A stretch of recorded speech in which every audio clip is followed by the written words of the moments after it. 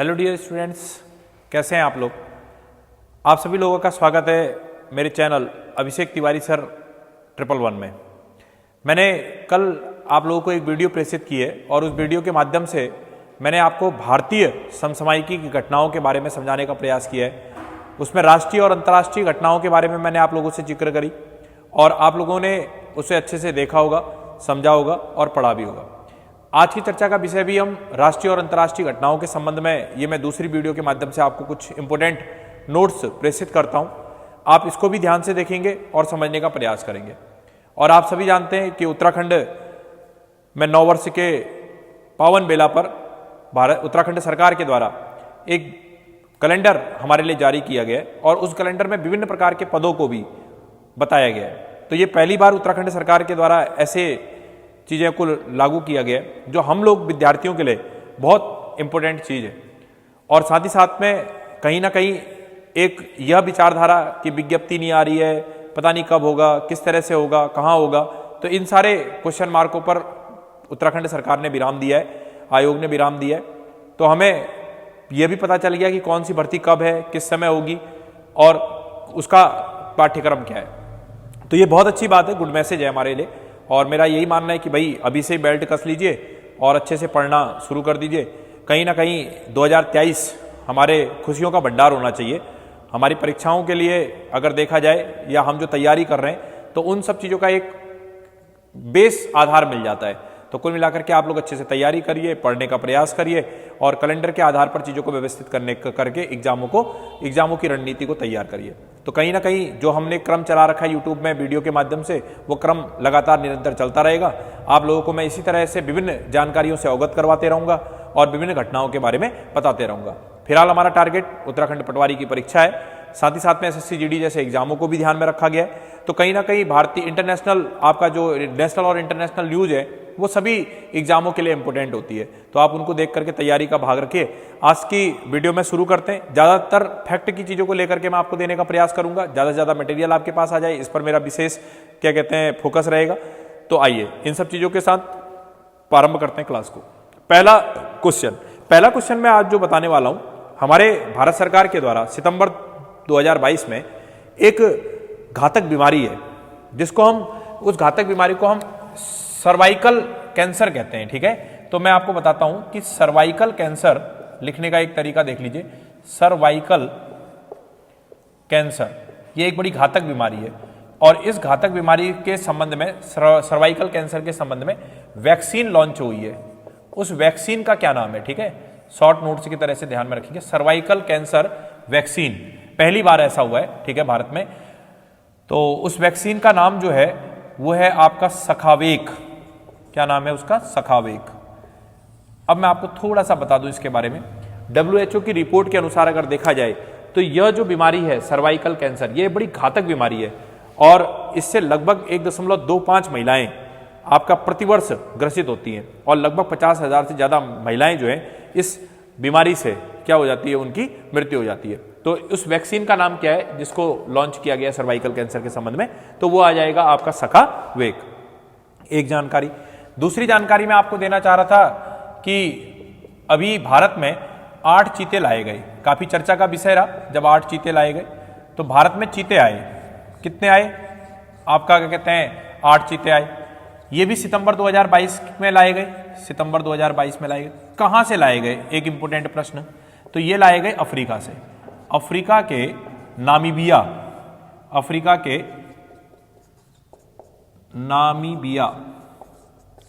Namibia देश से लाए गए। ठीक है, अफ्रीका के नामीबिया देश से के जंगलों से लाए गए। और इससे भी इंपोर्टेंट ये है कि एक विशेष विमान के द्वारा, जो काफी उस समय चर्चित भी था, एक विशेष विमान के द्वारा लाए गए। और उससे भी ज्यादा इंपोर्टेंट ये कि प्रधानमंत्री नरेंद्र मोदी जी ने खुद इनको क्या कहते हैं उस अभ्यारण्य में उनको छोड़ा। तो खुद छोड़ा कहने का अर्थ ऐसे नहीं कि हाथ पकड़ के छोड़ के आ रहे हैं। तो इसका सेंस ये है कि उन्होंने ही उन चीतों को क्या कहते हैं वहां पर छुड़वाने का काम किया और खुद उसकी क्या कहते हैं देखरेख की पैरवी में उनको वहां पर छोड़ा गया। तो अफ्रीका के नामीबिया से लाया गया। और इनको कहां रखा गया, ये प्रश्न बहुत इंपॉर्टेंट है। तो मध्य प्रदेश, लिखते भी रहेंगे साथ साथ में, मध्य प्रदेश के कूनो राष्ट्रीय, अब देखो अभी एक चीज और समझाऊंगा कि प्रश्न और कैसे आ सकता है। कूनो राष्ट्रीय उद्यान में, कूनो राष्ट्रीय उद्यान में छोड़ा गया, कूनो राष्ट्रीय उद्यान में। अब बात यह आती है मध्य प्रदेश के कूनो राष्ट्रीय उद्यान में छोड़ा गया। ये जो नामीबिया से चीते लाए गए, इन चीतों के बारे में अगर बताया जाए तो ये चीते विलुप्त हो चुके थे और ये विलुप्ति जो है 1952 में हो गई थी और अंतिम बार जो इस प्रकार का चीता देखा गया था वो 1948 में आखिरी बार देखा गया था। वो भी छत्तीसगढ़ क्या कहते हैं जिले में देखा गया था, ठीक है, छत्तीसगढ़ जिले का कोरिया जिला था शायद, वहां पर देखा गया था। तो 1948 में आखिरी बार देखा गया। तो इन चीतों की अपनी एक विशेष भूमिका है और कहीं ना कहीं यह लुप्तप्राय प्रजाति, भारतीय पृष्ठभूमि में लुप्तप्राय प्रजाति में थे, तो इनको भारतीय पृष्ठभूमि में ला करके रखा गया मध्य प्रदेश के कूनो राष्ट्रीय उद्यान में। अब जैसे हो सकता है कि यह क्वेश्चन करंट के भाग के रूप में आपसे परीक्षा में ना मिले, हो सकता है डायरेक्टली पूछ ले कि कूनो राष्ट्रीय उद्यान कहां है, तो ये ज्योग्राफी का क्वेश्चन कहलाएगा। लेकिन अगर भाव देखा जाए तो कूनो राष्ट्रीय उद्यान इस समय फेमस है, तो ये क्वेश्चन ज्योग्राफी का तो बना, लेकिन ज्योग्राफी वाले ने क्यों पूछा? क्योंकि भाई इस समय कूनो राष्ट्रीय उद्यान में 8 चीते छोड़े गए और वो भी प्रधानमंत्री जी की पैरवी में छोड़े गए, तो इसीलिए ये आपका राष्ट्रीय उद्यान जो है ज्यादा इंपोर्टेंट बनता है। तो आपको वैसे भी ध्यान रखना है कि कूनो राष्ट्रीय उद्यान कहां पड़ता है, मध्य प्रदेश में पड़ता है, ठीक है, इसको जानकारी का भाग रखेंगे। नेक्स्ट क्वेश्चन देखेंगे इसमें, अभी एक जगह को सर्वश्रेष्ठ चिड़ियाघर जू के रूप में घोषित किया गया है, तो उसके बारे में बताता हूं। सर्वश्रेष्ठ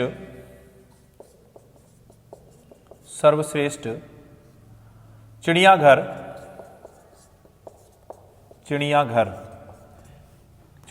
किसे घोषित किया गया है, ठीक है, सर्वश्रेष्ठ चिड़ियाघर किसे घोषित किया गया है, किसे घोषित किया गया है, पूरा लिख लीजिएगा आप लोग। तो इसका आंसर आ जाएगा पद्मजा, इसको ऐसे लिख लेंगे,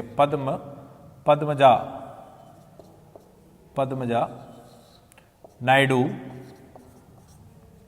हिमालयन जूलॉजिकल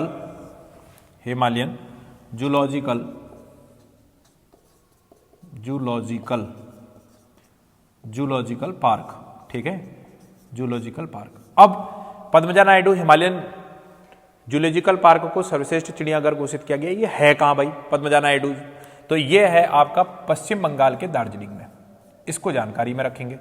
पश्चिम बंगाल के दार्जिलिंग में, ठीक है। नेक्स्ट क्वेश्चन देखते हैं। अभी विश्व युवा शतरंज चैंपियनशिप हुई, उसमें किस व्यक्ति ने भारत की तरफ से 76वां ग्रैंड मास्टर पुरस्कार जीता? इसको आपसे प्रश्न पूछा जाएगा। तो प्रश्न की थीम है कि विश्व युवा शतरंज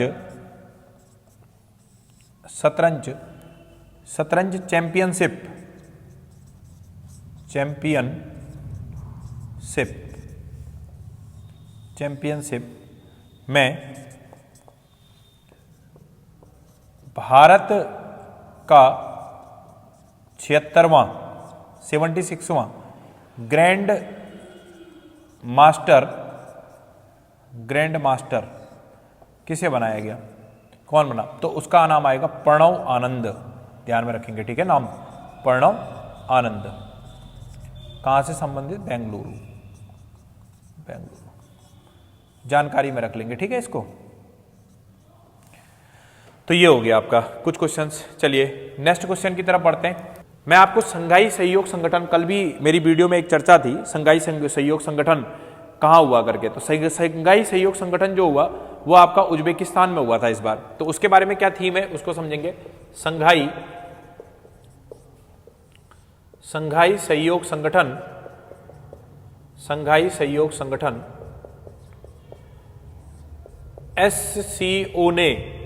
एससीओ ने, प्रश्न बहुत इंपोर्टेंट है आगामी परीक्षाओं के लिए, एससीओ ने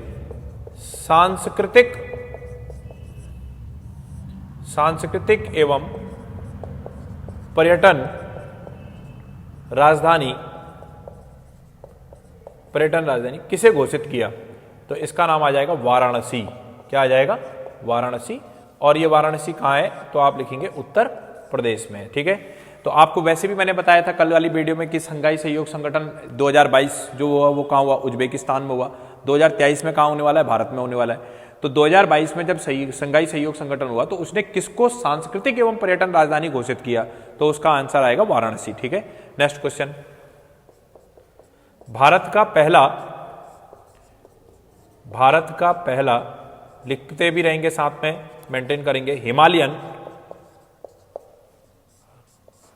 हिमालयन मसाला उद्यान कहां बनाया गया? तो ये रानीखेत। आंसर क्या आ जाएगा? रानीखेत। ये बहुत इंपॉर्टेंट क्वेश्चन है आगामी परीक्षाओं के लिए उत्तराखंड में। ठीक है, राष्ट्रीय घटना से संबंधित है और उत्तराखंड के नाम के साथ है। तो भारत का पहला हिमालयन मसाला उद्यान कहां बनाया जा रहा है? तो रानीखेत उत्तराखंड में बनाया जा रहा है। ठीक है, नेक्स्ट क्वेश्चन, हड़प्पा सभ्यता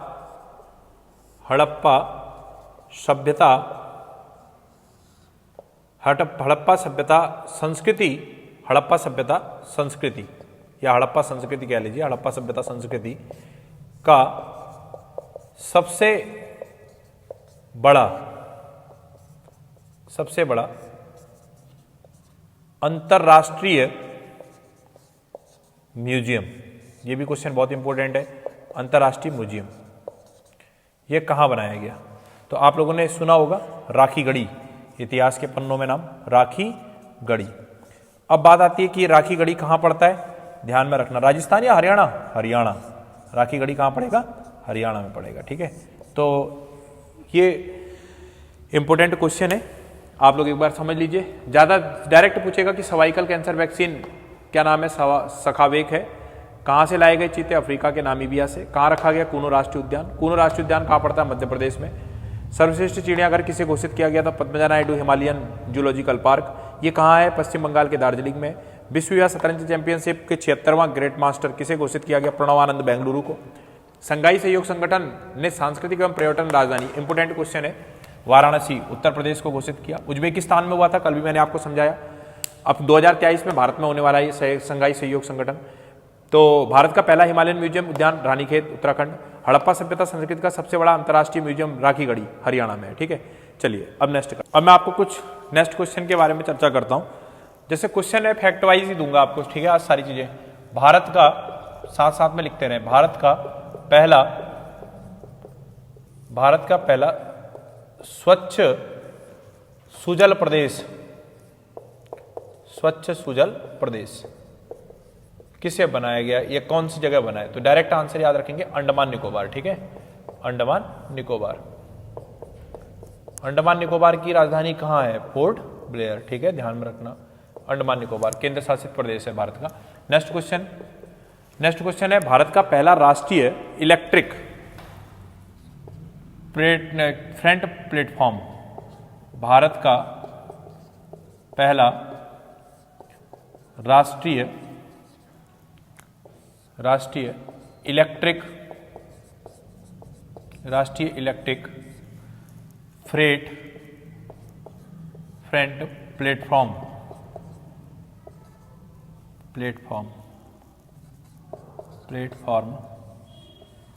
ई फास्ट इंडिया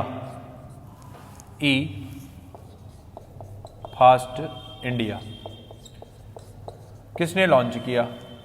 तो आंसर आएगा नीति आयोग ने। ठीक है, नीति आयोग की full form national institution for transforming India, योजना आयोग की जगह पर इसने स्थान लिया है नीति आयोग ने। ठीक है, नीति आयोग ने किया है। नेक्स्ट क्वेश्चन बनेगा कि भारत का पहला वानिकी विश्वविद्यालय कहां है?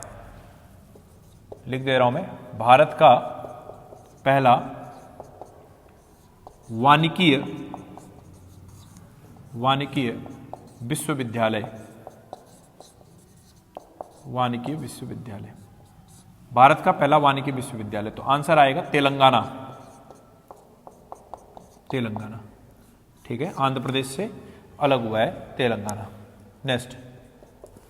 नेक्स्ट है क्वेश्चन, भारत का पूरी तरह से डिजिटल साक्षरता वाला पंचायत कौन सी है? भारत का पहला पूरी तरह से डिजिटल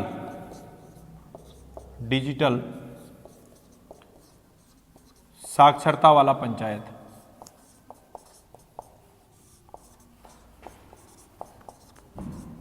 साक्षरता वाला पंचायत, तो उसका नाम लिख लेंगे आप पुल्लमपारा पंचायत। ध्यान में रखना, पुल्लमपारा पंचायत, ये पूरी रूप से डिजिटल साक्षरता वाला पंचायत है। पुल्लमपारा पंचायत कहाँ पड़ती है, ध्यान में रखेंगे, केरल में। ठीक है, नेक्स्ट क्वेश्चन करेंगे। नेक्स्ट क्वेश्चन लिखेंगे, एशिया का सबसे बड़ा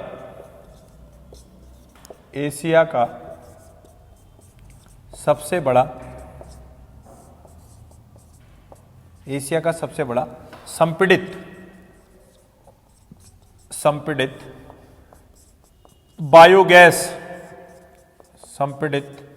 बायोगैस संयंत्र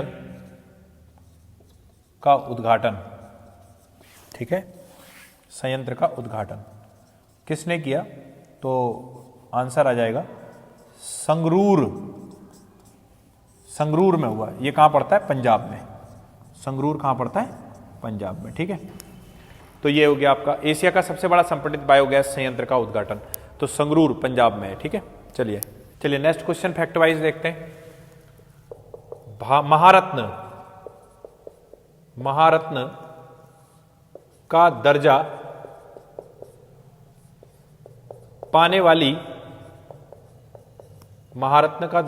वाली भारत की 12वीं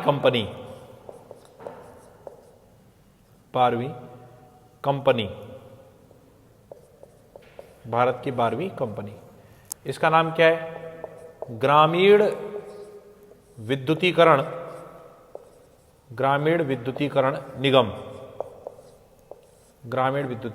निगम। ठीक है, इसको पढ़ लेंगे आप लोग। इसके बाद नेक्स्ट क्वेश्चन है कि संपत्ति पंजीकरण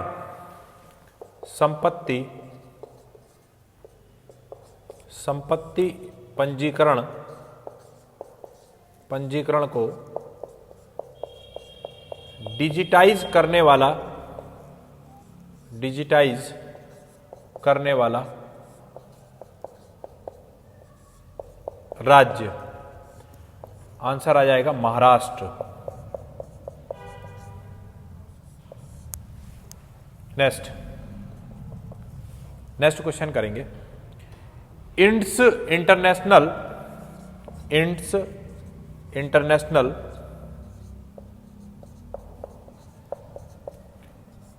इंटरनेशनल स्कूल द्वारा लॉन्च किए गए, काफी सुर्खियों में था ये, लॉन्च किए गए पहले शिक्षण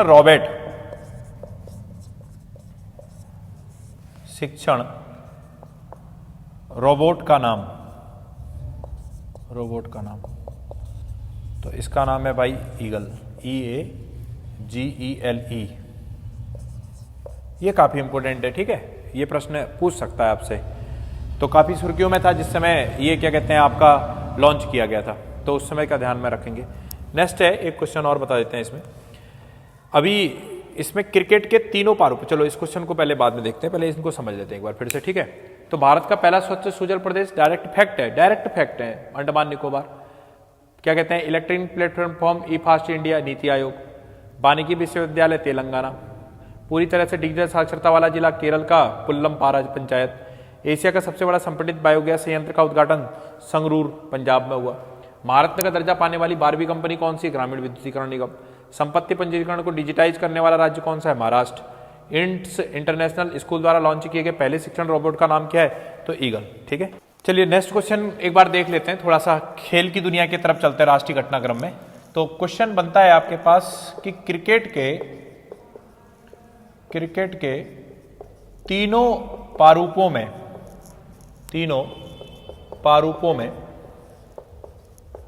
100 मैच, इसमें तो इंटरेस्ट बहुत जल्दी आएगा बहुत सारे लोग बच्चों को, मैच खेलने वाले पहले भारतीय खिलाड़ी का नाम। पहले भारतीय खिलाड़ी, तो आ जाएगा इसका आंसर विराट कोहली। आंसर क्या आएगा? विराट कोहली। प्रश्न क्या है एक बार समझ लीजिए। तीनों प्रारूपों में, क्या है तीनों प्रारूप? 2020, 50-50 और आपका क्या कहते हैं टेस्ट मैच। तीनों प्रारूपों में 100-100 मैच खेलने वाला है पहले भारतीय कौन है? तो वो विराट कोहली बने। कौन बने? विराट कोहली। ठीक है, नेक्स्ट क्वेश्चन देख लीजिए। एक दिवसीय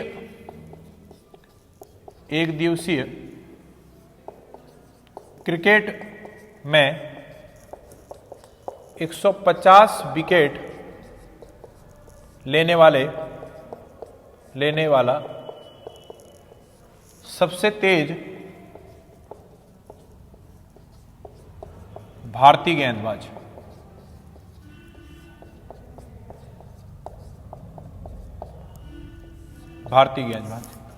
तो उसका नाम आ जाएगा मोहम्मद शमी। ध्यान में रखना, ठीक है, मोहम्मद शमी।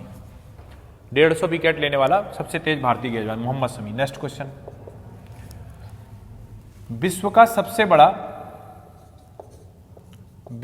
सबसे बड़ा खेल शहर के रूप में किसे विकसित किया गया है? पूरा लिख लेना आप लोग, किसे विकसित किया गया है? तो यह आ जाएगा आपका अहमदाबाद को। ठीक है, नेक्स्ट। अंतर्राष्ट्रीय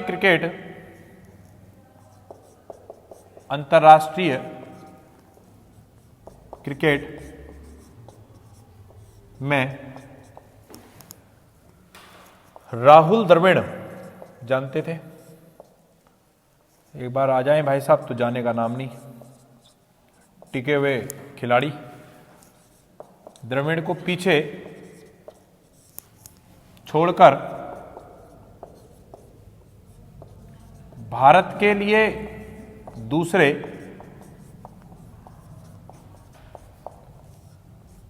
सबसे अधिक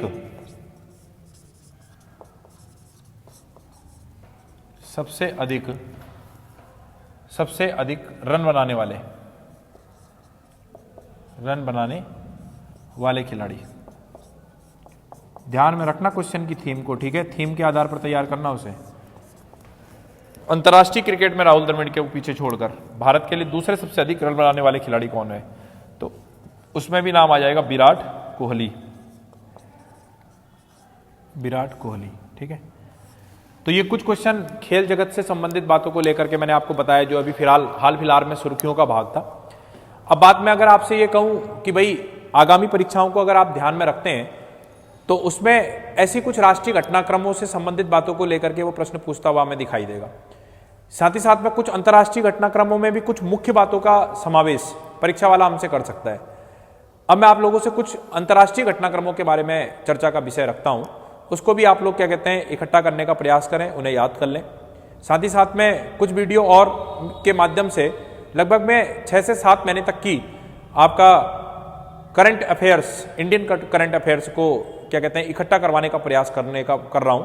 तो आप लोग भी उसमें अच्छे से मेंटेन करें। और क्वेश्चन मैंने आपको पहले भी बताया कि हमें क्वेश्चन बहुत ज़्यादा गहराई के अजीबोगरीब क्वेश्चन नहीं मिलेंगे, बेसिक क्वेश्चन मिलेगा। आधार हमारा मजबूत होना चाहिए कि उसका भाव क्या है और उसका क्या कहते हैं आंसर क्या बनेगा। ऐसे क्वेश्चनों को आप लोग तैयार करने का प्रयास करेंगे। ठीक है, चलिए आइए कुछ अंतर्राष्ट्रीय घटनाक्रमों से संबंधित चीजों की बातों को लेकर के चलते हैं। पहला क्वेश्चन अंतर्राष्ट्रीय घटनाक्रम से ले लेते हैं। इंटरपोल महासभा की मेजबानी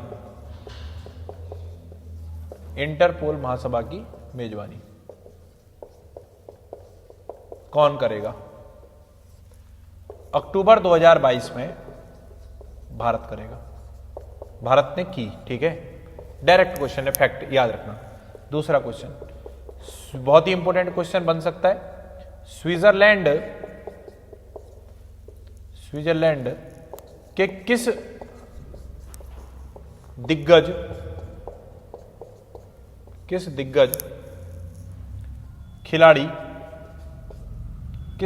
टेनिस खिलाड़ी कर लीजिए, टेनिस खिलाड़ी ने खेल से संन्यास लिया? इसकी घोषणा करी उन्होंने ब्रिटेन में बैठ करके, संन्यास लिया।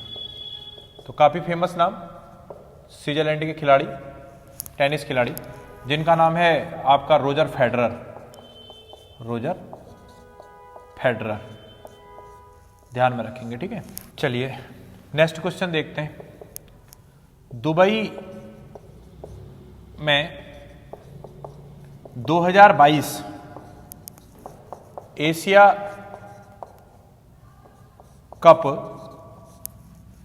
एशिया कप क्रिकेट का फाइनल किसने जीता? तो भाई ये बड़ा इंपॉर्टेंट था उस समय, श्रीलंका ने। और किसको हराया था? पाकिस्तान को हराया था, ठीक है, ध्यान में रखना। श्रीलंका जी ने जीता और पाकिस्तान को हराया था, श्रीलंका ने पाकिस्तान को हराया था इसमें।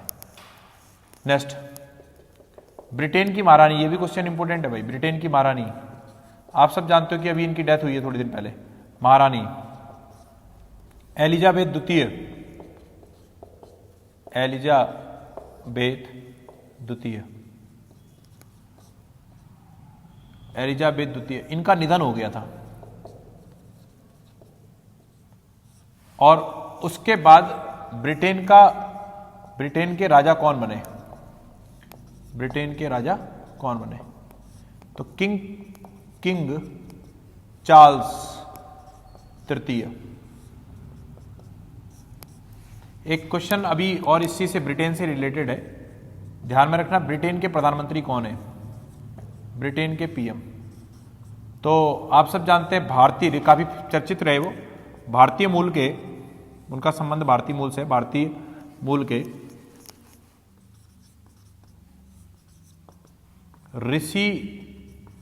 ऋषि सुनक। नेक्स्ट, अभी एक परिवर्तन हुआ है। कजाकिस्तान की राजधानी, कजाकिस्तान की राजधानी, कजाकिस्तान की राजधानी कहां है? तो कजाकिस्तान की राजधानी पड़ेगी नूर सुल्तान। नूर सुल्तान। इसका नाम बदलकर क्या कर दिया गया? अस्ताना। थोड़ा इंपोर्टेंट क्वेश्चन है, ध्यान देना भाई, अस्ताना नाम कर दिया गया। नेक्स्ट, विश्व का सबसे बड़ा कार्बन फाइबर प्लांट कहां लग रहा है? कार्बन फाइबर प्लांट, ये आपका लग रहा है हजारीबाग, हजीरा, ये पड़ेगा आपका, हजीरा पड़ेगा गुजरात में। नेक्स्ट क्वेश्चन लिख लेंगे। हाइड्रोजन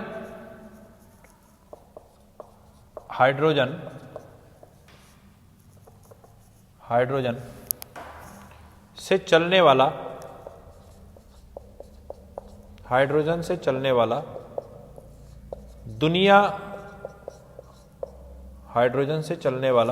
दुनिया का पहला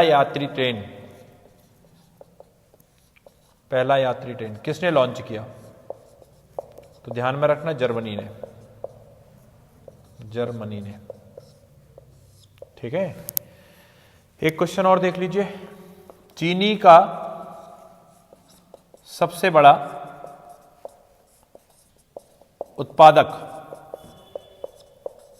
और उपभोक्ता देश, तो उसके लिए कहीं दूर नहीं जाना है, हमारा भारत ही है, ठीक है, भारत आ जाएगा। तो इसको ध्यान में रखना है। एक क्वेश्चन और जगह है, देख लेते हैं।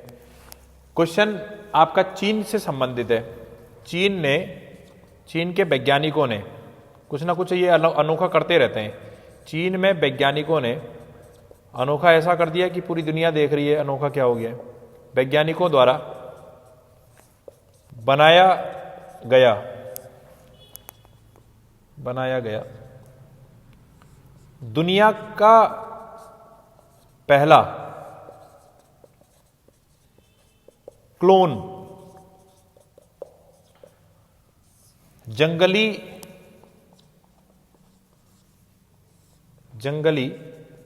आर्कटिक भेड़िया, क्वेश्चन आ सकता है, इंपोर्टेंट है। उसका नाम क्या था? उसका नाम है माया। क्या नाम है? माया। चलिए, क्वेश्चन अंतर्राष्ट्रीय घटनाओं क्रम से संबंधित थे, डायरेक्ट याद रखेंगे, ठीक है। क्या होता है, कैसे चर्चा का विषय है, इनके बारे में विस्तार से परीक्षाओं के बाद, अभी मैं फैक्ट के रूप में पढ़ा रहा हूं, फिर विस्तार से चर्चा करते हुए मैं आपको कभी समझा दूं। इंटरपोल महासभा की मेजबानी 2022 भारत ने की। स्विट्जरलैंड के किस दिग्गज खिलाड़ी ने संन्यास ले लिया? रोजर फेडरर, डायरेक्ट याद रखना। 2022 एशिया कप क्रिकेट का फाइनल दुबई में हुआ, किसने जीता? श्रीलंका। किसको हराया? पाकिस्तान को।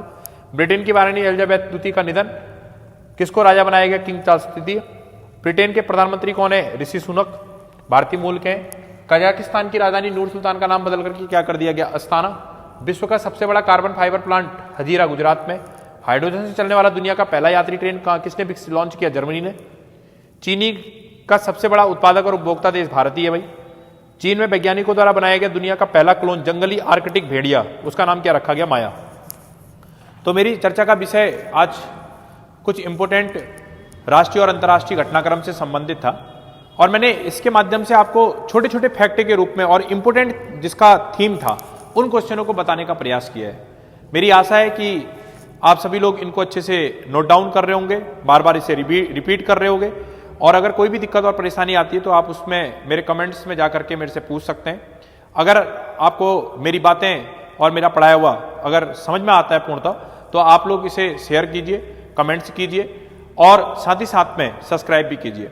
ज़्यादा से ज़्यादा क्या कहते हैं, आप लोगों का मेरे साथ जुड़ना मेरी ऊर्जा को बढ़ाएगा, और मेरी ऊर्जा बढ़ने से मैं नए कंटेंट के साथ आपके साथ आऊँगा, और साथ ही साथ आपके साथ वर्कआउट करने में मुझे भी बहुत अच्छा लग रहा है। जय हिंद, जय भारत, जय उत्तराखंड।